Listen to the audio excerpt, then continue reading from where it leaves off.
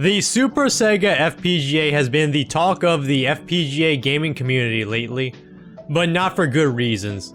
The whole thing comes off as less credible than your typical Nigerian prince email, the random Lamborghini in one of the videos, the fakest looking PCB I've ever seen, the weird jump cuts when loading games, and the €3 pre-order that charged people the full €420 soon after, all screamed out red flags. They claimed recently that Sega has sent out a cease and desist, but nobody really knows if that's what's happening or not. As Video Game Esoterica and others have pointed out, it seems like a way to not deliver the product and possibly keep the pre-order money. Now personally, I always thought this thing was super sketchy since day one, even before all of the weirder stuff. The fact that it had Sega in the name was the first thing that wasn't right. I also thought that they were way overambitious by trying to support Sega Dreamcast, especially considering that nobody has done an FPGA Dreamcast yet.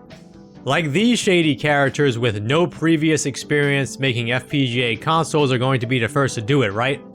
If it sounds too good to be true, it probably is. But as fun as it is to mock the project, that's actually not what I'm here to do with this video. I want to talk about how an FPGA Sega console could have been done in this landscape without being a complete scam. I also want to discuss why Sega should consider developing an FPGA console of their own in the future. So what do I think an FPGA Sega console should look like right now? Well, first of all, we already got one from Analogue with the Mega SG not too long ago. It was an FPGA Sega Genesis that could also play Sega Master System games with an adapter. Unfortunately, Analogue discontinued it, probably so that they can focus on new consoles that they can hype up and generate FOMO for in order to sell pre-orders. So there is a good opportunity in the marketplace right now for another Sega FPGA system, and FPGA boards are coming down in price lately. To me, this console should support 3 systems: the Sega Genesis aka Mega Drive, the Master System, and the Game Gear. I would add cartridge slots for each of them. The Genesis aka Mega Drive is of course a no-brainer here. The Master System is awesome, also another no-brainer, but one note is that I would not bother with a Mark III cartridge slot because very few people collect for it in the first place. I wouldn't bother with the Sega CD in order to cut costs, and I wouldn't bother with the 32X because there aren't many games for it. Ideally, the console should be region-free outside of the lack of the Mark III cartridge slot. I think the Game Gear slot would make this console pretty unique and a good way for people to play these games on a bigger screen. The thing about the Game Gear is, the original hardware has not aged well. The original screens on these old handhelds are prone to dead pixels and being extremely washed out, if they even still work at all. Plus, not everyone wants to go through the process of repairing one. I think an FPGA console with a Game Gear slot would be a lot more convenient and could provide a better way to experience these games.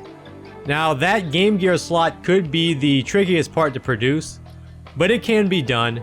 Analogue made a Game Gear adapter for the Analogue Pocket, for example, and I would prefer to have the cartridge slots on board instead of forcing players to use adapters. I think a system like this needs to have good shader support as well. I don't expect to have the amount of shaders that RetroArch has, for example, but there should be several scanline options as well as a few upscaling shaders for those who enjoy that.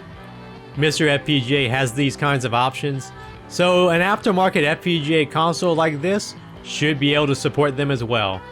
I'd have 2 Sega Genesis controller ports on the front, which should be pretty standard, and the Genesis controller would be more than capable of playing the games that this system supports. I'd also have an SD card slot like Analogue systems have included in the past. That way you can do firmware updates and possibly allow for the side loading of games.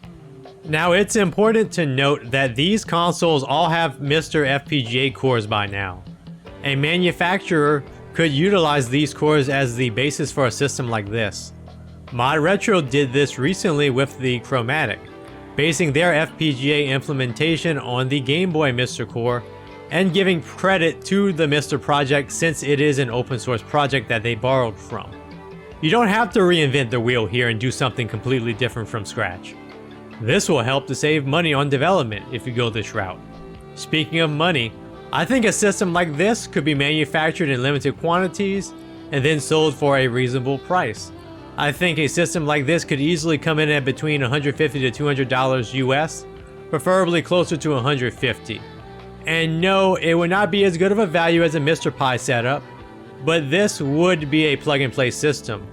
It would be a better value than just about every analog console that's not the Analog Pocket, because at least this hypothetical console would be able to play games from 3 different consoles out of the box without needing adapters.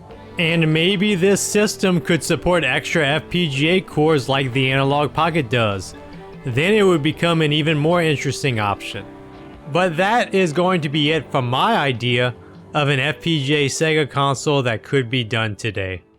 So now that I've discussed what I think a good multi-console Sega FPGA system would look like right now, I think it would be a great time to discuss why I think Sega should consider using FPGA hardware for their next mini console, or sometime in the future. Now so far, Sega has released 2 different models of the Genesis Mini, and a couple of Astro City Minis that had arcade games not just from Sega, but also from other developers. They even had a miniature Game Gear that was released in different colors and each one had different games. But that was Japan only, like the Astro City Minis were originally supposed to be. However, they still haven't touched the Master System nor the Saturn, let alone the Dreamcast. The great news for Sega is FPGA boards are certainly cheaper now than they were during, let's say, the supply chain crisis from a few years ago. Just look at the Mr. Pi and the QM-Tech boards released this year. Plus, as I just mentioned earlier, there are MiSTer cores out there that they could use, so they don't have to make one from scratch. They don't even need cartridge slots either.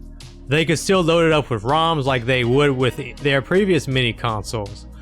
Going with an FPGA solution would also provide for lower input lag than previous mini consoles. I think a Master System Mini would be a good way to test out an FPGA mini console, just because the demands would probably be very low from an FPGA standpoint.